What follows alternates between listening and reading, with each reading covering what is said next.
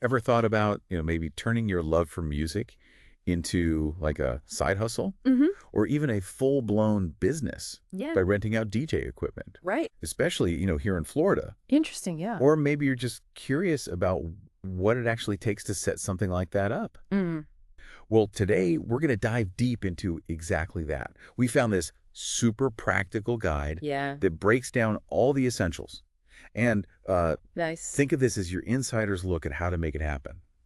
We'll walk you through the key steps Yeah. from, the legal stuff to protecting your precious gear. Mm-hmm. Also, you can get a clear picture without getting bogged down in the weeds. Yeah, and we really want to highlight that this guide we found, it Yeah. doesn't just tell you how to start a DJ equipment rental business in Florida, but how to do it smartly. Right. It's really focused on protecting yourself and building a sustainable operation right from the beginning. Yep. And that's what we're all about here. So we'll be pulling out those golden nuggets of information so you can grasp those crucial elements and feel confident about what's involved, particularly in Florida. Okay, so let's jump right in. Okay.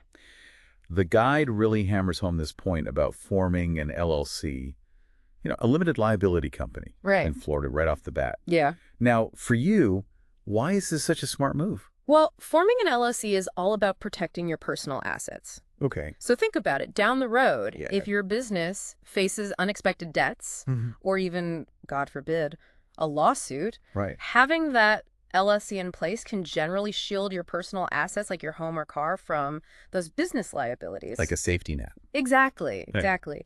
And the process itself is fairly straightforward. You file what's called Articles of Organization with Florida Sundays. There's an initial fee of $125 for that. Gotcha. Then you'll need an EIN, an employer identification number. It's like a social security number for your business. And you can get that for free from the IRS website. Makes sense. And just so you know, there's an annual report fee for your LLC in Florida, currently around $138.75. Okay.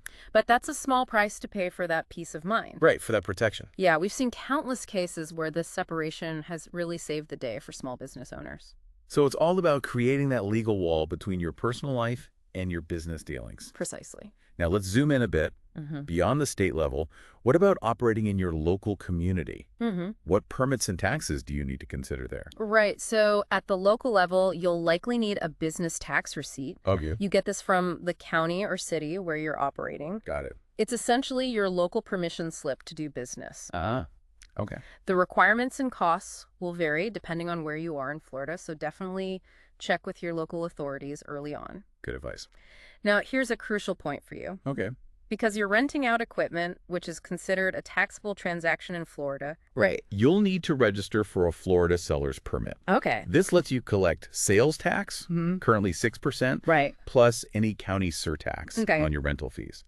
And it's fascinating because you're not actually selling the equipment. Right. You're collecting tax on the temporary use of it. It is kind of a unique situation. It is, yeah. Yeah. And lastly, the guide mentions filing an initial tangible personal property tax return, form DR-405, with your county property appraiser. Wow, that's a mouthful. It is, but it's basically like declaring the value of your business assets for tax purposes. Okay, I see. It covers the physical equipment your business owns and uses.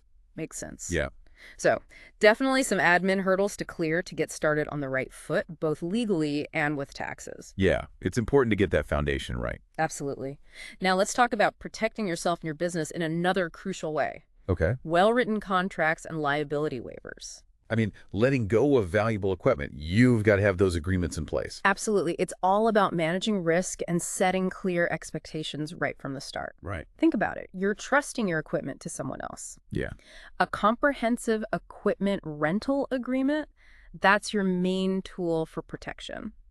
So walk me through what needs to be in that agreement. Sure. So first, clearly identify everyone involved, you, the rental business, and the person renting the equipment. Got it. Then a very detailed description of each piece of equipment being rented, including its condition before it leaves your possession. Okay. So that might include serial numbers, model numbers, any existing wear and tear, you name it. So like really document everything. Yeah, be meticulous because it's your protection. The contract also needs to state the rental period, the fees, and any security deposit terms. Right. Now, here's the crucial part. It must address who's responsible if the equipment's damaged, lost, or stolen. Oh, that's big. Huge, yeah. How the renter should use the equipment, so no misuse, for example. Right. And what's called an indemnification clause. Okay, break that down for me. Basically, the renter agrees to be responsible for any losses or liabilities that happen because of their use of the equipment. So it's like they're taking on the risk. Yeah, they're agreeing to cover you. Okay. And since we're in Florida with our, shall we say, dynamic weather. Right. Unpredictable. Yeah, exactly. Yeah. It's wise to include a weather or conditions clause. Okay. This outlines what happens if something unexpected prevents the planned use of the equipment. Makes sense. Of course, you need spaces for both parties to sign and date to make it legally binding. Right. Got to make it official. Yeah, we've seen messy situations where a vague contract led to disputes, so clarity is key. So spell everything out. Yes, dot your I's and cross your T's. Now, what about those what-if situations? Like someone rents your sound system for a party, someone trips over a cable, gets injured. Yo, How do you protect yourself there? that's where a liability waiver comes in. Okay. It's a separate document or sometimes a clear clause in the rental agreement. Gotcha. The renter acknowledges that there are inherent risks and agrees not to hold you, the business, responsible for any injuries they sustain while using it. Okay. So it's about minimizing your liability. Exactly, shifting that risk. Yeah. And the guide also recommends a pre-rental walkthrough with the renter. So don't just hand over the gear. No, go through everything together, Yeah. note the condition, maybe even take photos. That's smart. Yeah, ideally get them to acknowledge in writing that they've inspected everything and agree with the condition. Like proof. Yeah, it can be invaluable if there are disputes later. Okay, so both a solid contract and a liability waiver are essential for protection. Couldn't agree more. Now to another big one. Insurance. What kind of coverage is crucial? Insurance is non-negotiable for this kind of business. The guide highlights 3 main types. Okay, let's hear them. First, general liability insurance. This Yeah. is your protection against third-party claims. Okay. So if someone gets injured because of your business operations or your equipment damages someone's property, this can help cover you financially. So it's like a safety net for those unexpected events. Exactly. It's peace of mind. The guide recommends at least $1 million in coverage Okay. because medical bills and legal fees can really add up. Yeah, they can. Second, equipment insurance, Gotcha. often called inland marine insurance. Okay. This specifically protects your DJ gear from theft, damage, or loss. Okay. Especially important since your equipment will be moving around being transported. Right. Makes sense. Imagine your speakers get damaged in transit because of an accident. This insurance would cover the cost of repair or replacement. This is really protecting your investment. Absolutely. Yeah. And finally, you might consider a business owner's policy, a BOP. Okay. A BOP. Yeah, it bundles general liability and commercial property coverage, potentially simplifying things and maybe even saving you some money. So it's like a package deal. Yeah, exactly. Nice. And keep in mind, your needs will depend on the value of your equipment, the scale of your operation, and where you store your gear. Right. So it's not one size fits all. Definitely not. Yeah. That's why the guide stresses talking to an insurance agent who specializes in rental businesses. So someone who understands the nuances? Exactly. They can help you assess your risks and tailor a policy that fits you. That's a great tip. It's worth the time and effort. Now let's talk about the people renting your equipment. How can you minimize risks there? Renter screening. That's a big one. The guide outlines several steps. Okay, walk me through it. First, require a valid government-issued photo ID from everyone renting your equipment. So standard procedure. Yeah, and make sure to record all the details from that ID. Gotcha. A refundable security deposit is also crucial. Makes sense. Credit card hold is often preferred. Okay. Avoids handling cash and simplifies refunds. You should also collect their contact info. Phone number, email, maybe even a secondary contact. Thorough. You want to be prepared. Mm-hmm. And if they're transporting the equipment, get their vehicle information too. Oh.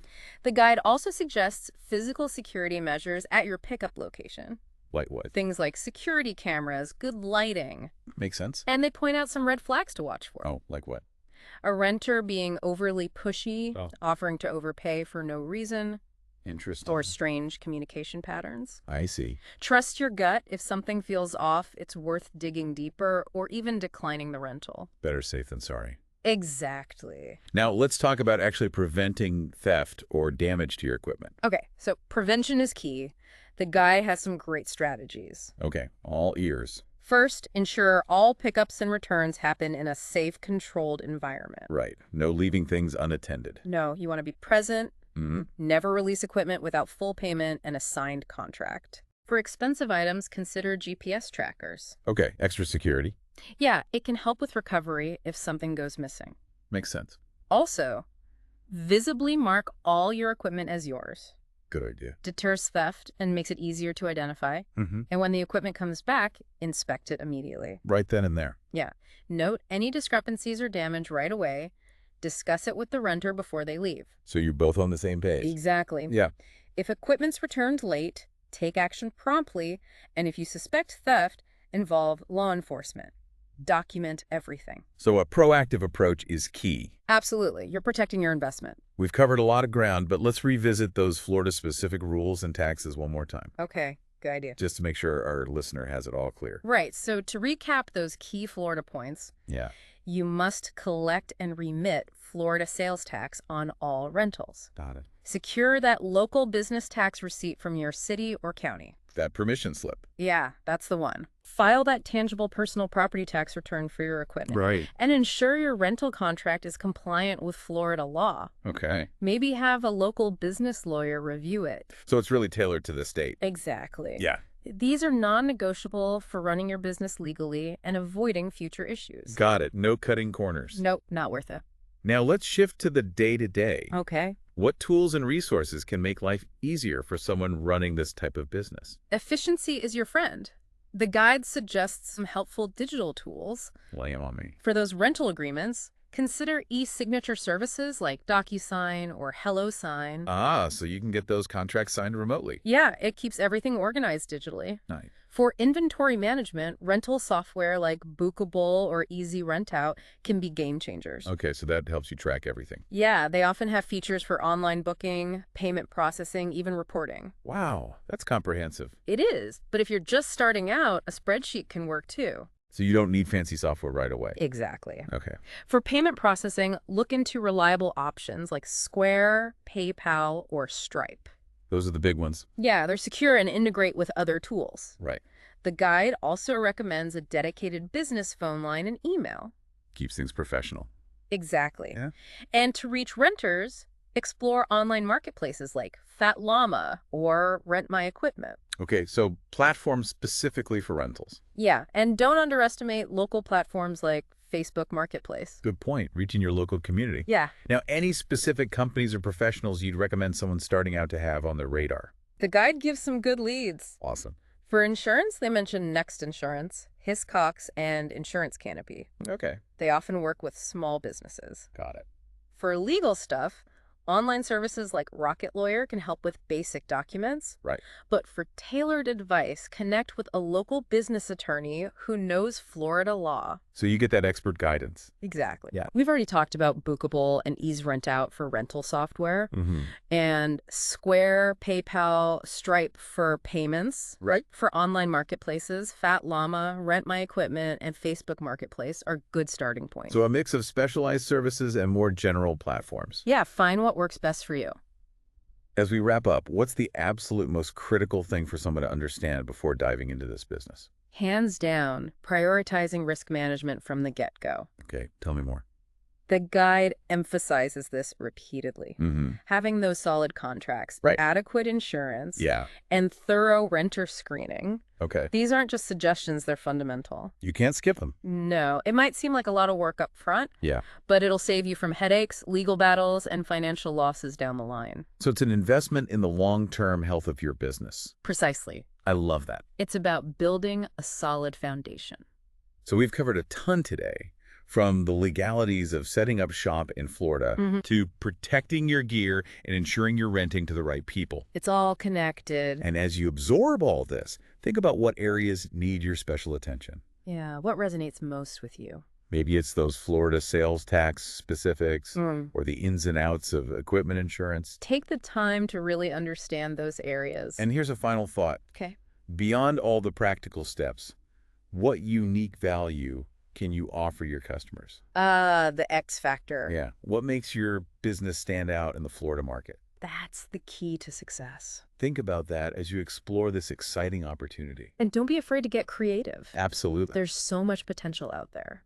Thanks for joining us for this deep dive. It's been a pleasure. We'll see you next time. See you then.